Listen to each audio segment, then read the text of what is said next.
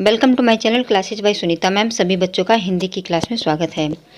बच्चों, पिछली वीडियो में हमने श्रीमती महादेवी वर्मा द्वारा लिखित गीत के अर्थ को समझा और बोर्ड परीक्षा में किस प्रकार से प्रश्न पूछे जाते हैं ये भी समझा। आज फिर से इस वीडियो में महादेवी वर्मा द्वारा जो रचित है गीत उसका अर्थ समझेंगे। बच्चों, ये जो महादेवी वर्मा का पाठ है ये बोर्ड परीक्षा के लिए बहुत ही महत्वपूर्ण है, तो इस वीडियो को पूरा देखिए और महादेवी वर्मा के जितने भी महत्वपूर्ण गीत हैं उन सब की व्याख्या हम समझेंगे और ये भी समझेंगे कि किस तरह से बोर्ड परीक्षा में प्रश्न पूछे जाते हैं। तो सभी बच्चे जितने भी महादेवी वर्मा के ये गीत हैं और इसमें महत्वपूर्ण जो गीत हैं उन गीतों की व्याख्या भी समझाई जाएगी और किस तरह से परीक्षा में प्रश्न पूछे जाएंगे ये सब भी समझाया जाएगा। तो जितने भी पढ़ाए जाएं सभी को अच्छी तरह से याद कर लें, समझ लें कि हो सकता है कोई ना कोई इसमें से बोर्ड परीक्षा में आ सकता है। अच्छा, ये तो पिछली वीडियो में समझ लिया था कि ये जो गीत हैं ये सांध्य गीत काव्य संग्रह से संकलित हैं। ये भी जान लिया था कि महादेवी वर्मा जी का जन्म 1907 ईस्वी में जन्म स्थान फर्रुखाबाद उत्तर प्रदेश में हुआ था और जो इनकी मृत्यु है सन 1987 ईस्वी में हुई थी। बच्चों, महादेवी वर्मा द्वारा लिखित ये गीत हम पिछली वीडियो में पढ़ चुके हैं। जिन बच्चों ने वो वीडियो नहीं देखी है उसका लिंक डिस्क्रिप्शन बॉक्स में दे दिया गया है, वहां से आप देख सकते हैं। तो आज इस वीडियो में हम समझेंगे महादेवी वर्मा द्वारा रचित गीत।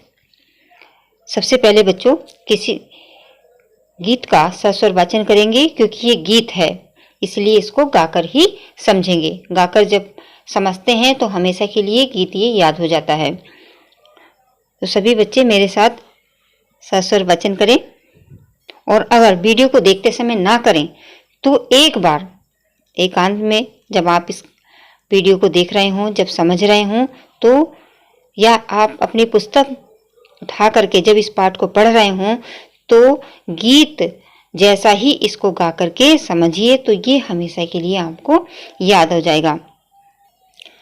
बांध लेंगे क्या तुझे यह मोम के बंधन सजीले, पंथ की बाधा बनेंगे तितलियों के पर रंगीले, विश्व का क्रंदन भुला देगी मधुप की मधुर गुनगुन, क्या डुबा देंगे तुझे यह फूल के दल ओस गीले, तू न अपनी छाह को अपने लिए कारा बनाना, जाग तुझको दूर जाना, जाग तुझको दूर जाना।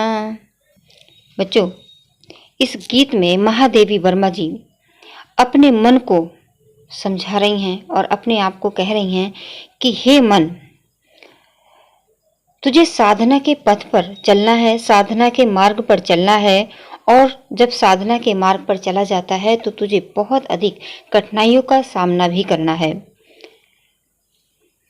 तो उन सब कठिनाइयों को पार करते हुए तुझे अपनी मंजिल को प्राप्त करना है।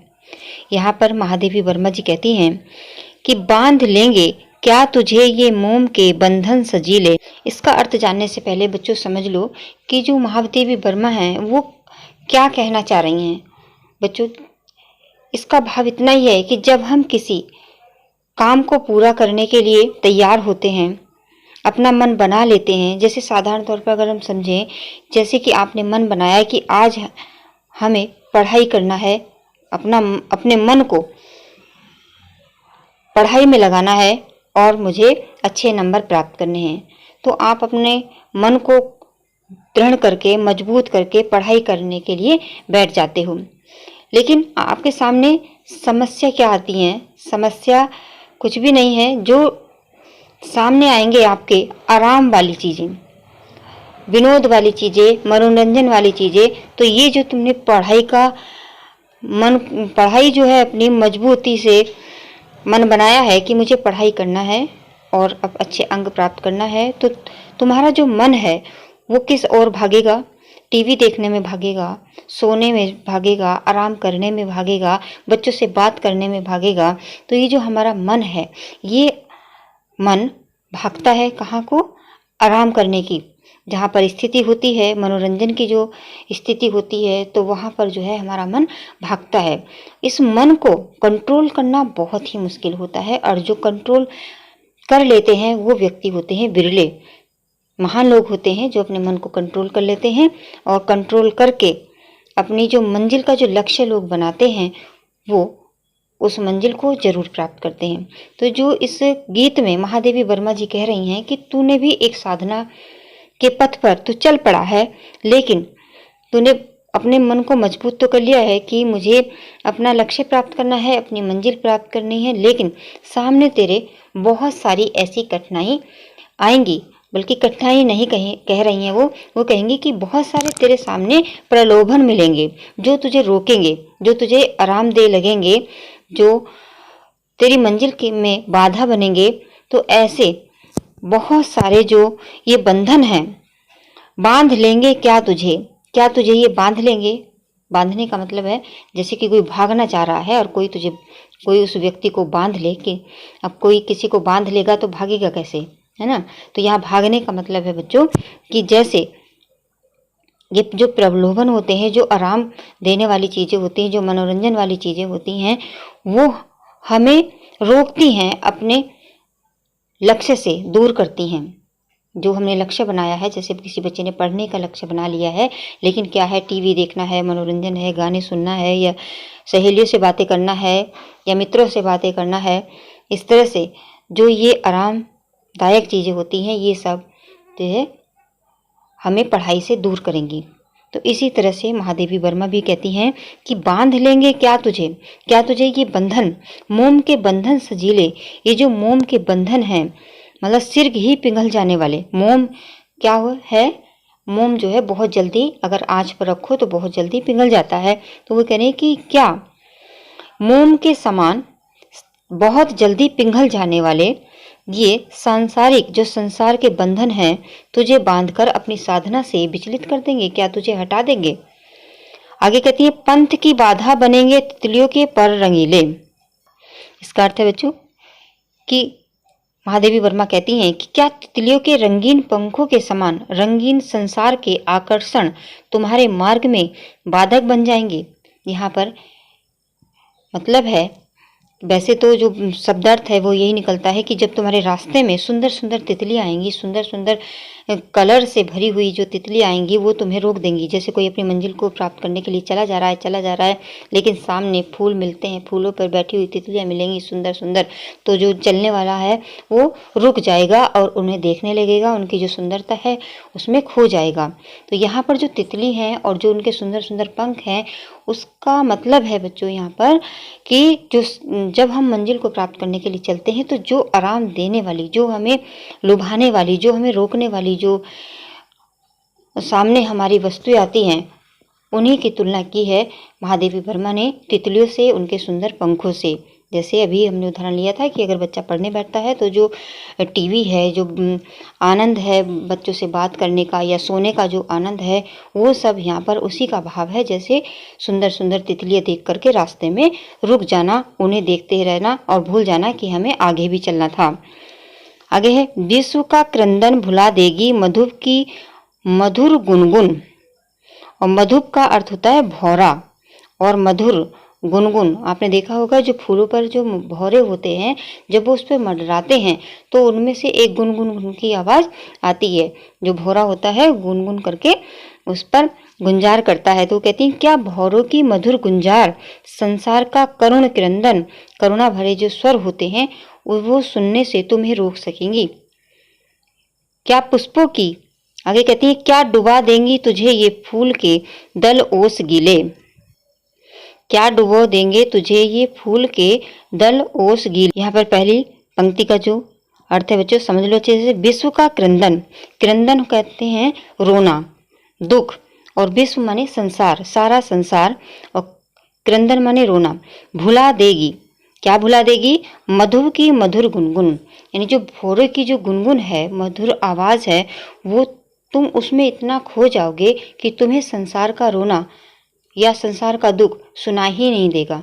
तुम उसकी मधुर गुनगुन में ही खो के रह जाओगे और जो संसार दुखी लोग हैं, उनकी जो दुख है, उनका जो करुणा है, उसको बिल्कुल भी तुम सुन नहीं पाओगे।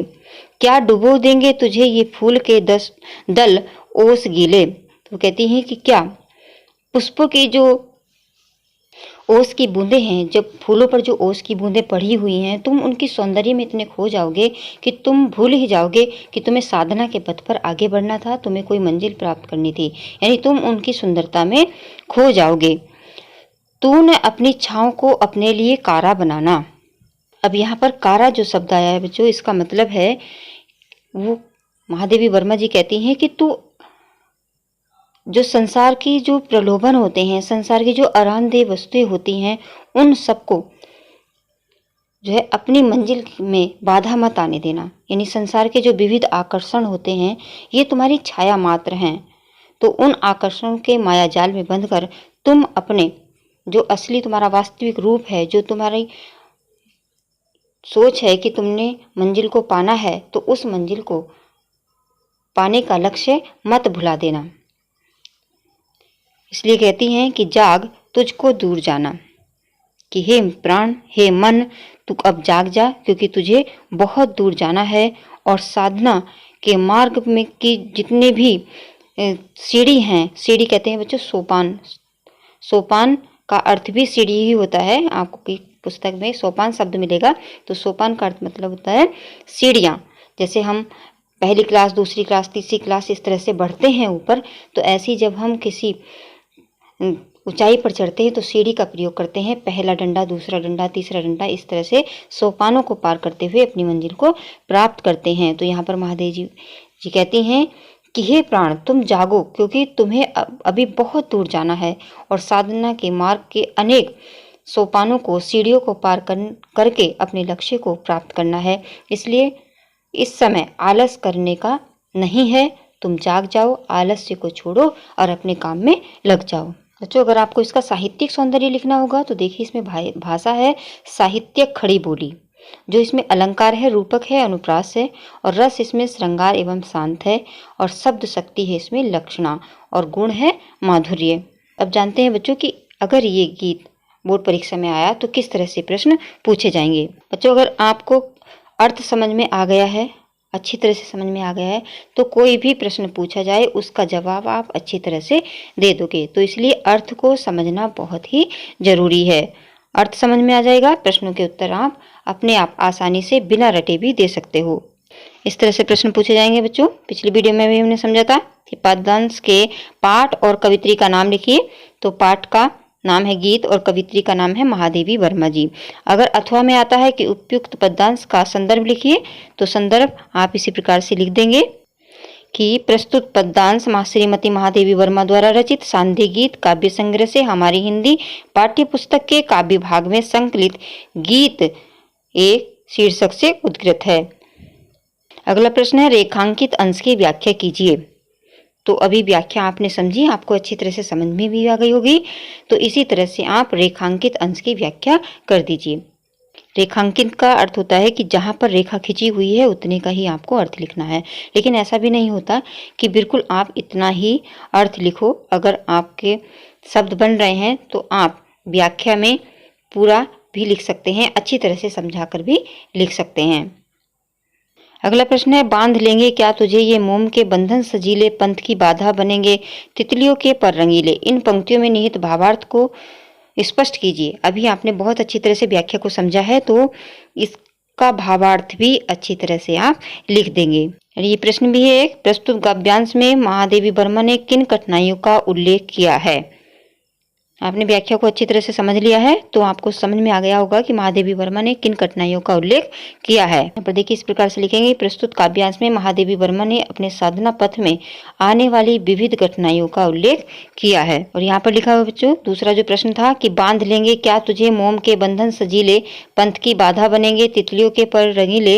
इन पंक्तियों में महादेवी वर्मा जी कह रही हैं कि हे प्राण, तुम्हें मोम के समान शीघ्र ही पिघल जाने वाले अस्थिर किंतु सजीले संसारिक बंधन स्वयं में बंधनग्रस्त करके साधना के पथ से विचलित न कर पाएं। इसी प्रकार तितलियों के रंगीन पंखों के समान रंगीन संसार के आकर्षण तुम्हारे मार्ग में बाधा न बन पाए। और बच्चों, जो भी आपने अर्थ समझा है, जैसे मैंने समझाया है, इस प्रकार भी आप समझा करके लिख सकते हैं अपने शब्दों में। अगला प्रश्न है कि यहाँ न तू अपनी छाँव को अपने लिए कारा बनाना पंक्ति का क्या आशय है। तो बच्चों, इसमें इस तरह से लिखना है कि यहाँ तू न अपनी छाँव को अपने लिए कारा बनाना पंक्ति के माध्यम से महादेवी वर्मा जी अपने प्राणों को संबोधित करते हुए कह रही हैं कि हे प्राण, तुम अपनी छाया को अपना बंधन मत बनाना। भाव ये है कि संसार के विविध आकर्षण तो तुम्हारी छाया मात्र हैं, अतः इन आकर्षणों के माया जाल में बंधकर तुम अपने वास्तविक लक्ष्य को मत भूल जाना। तो बच्चों, आज इस वीडियो में हमने महादेवी वर्मा द्वारा रचित गीत दूसरा गीत का अर्थ समझा और किस प्रकार से बोर्ड परीक्षा में प्रश्न आएंगे ये भी समझा। मुझे आशा है कि आप सबको ये अर्थ अच्छी तरह से समझ में आ गया होगा। अगर आ गया है तो वीडियो को अपने मित्रों के साथ जरूर शेयर करें, और जो बच्चे चैनल पर नए हैं वह बच्चे चैनल को सब्सक्राइब कर ले, साथ में घंटी है उसको भी प्रेस करें, ताकि जैसे ही कोई वीडियो डाली जाए तो आप कोई भी वीडियो देखने से वंचित न रह पाएं, वो सबसे पहले आपके फ़ोन में पहुंच जाए। धन्यवाद।